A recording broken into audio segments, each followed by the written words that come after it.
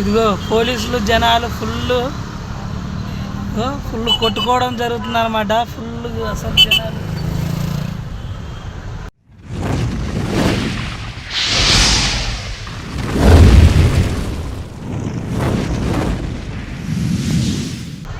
ఇదంతా petrol line. Full జనాలు ఉన్నారన్నమాట. ఈరోజు పెట్రోల్ బంకులు బంద్ అవుతున్నాయి. దీని గురించి తెలుసుకోవడం జరిగిందనమాట. ఇందాకే పెట్రోల్ బంక్ దగ్గరికి ఇందాక వెళ్ళంగానే తెలిసింది ఏంటంటే పెట్రోల్ బంకులు బంద్ అనేసి. అయితే ఆ పెట్రోల్ బంకులలో అందరూ 2 వీలర్స్ కానీ 4 వీలర్స్ కానీ వీళ్ళందరూ కలిసి చాలామంది లైన్లు కట్టేసిండ్రు.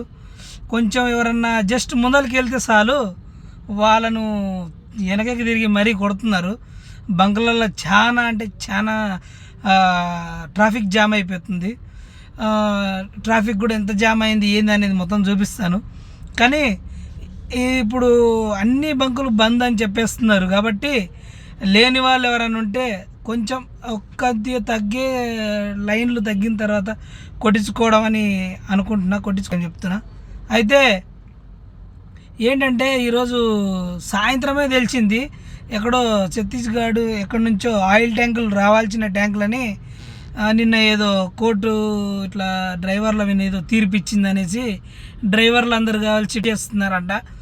ఆ స్ట్రైక్ చేయడం ఏంటంటే ఏదో గుద్ది చంపేస్తే మాత్రం చచ్చిపోయినోనికి డ్రైవరే డబ్బులు కట్టాలి, పారిపోతే 10 లక్షల జుర్మానా అనేసి అమిత్ షా గారు చెప్పారని తెలిసింది.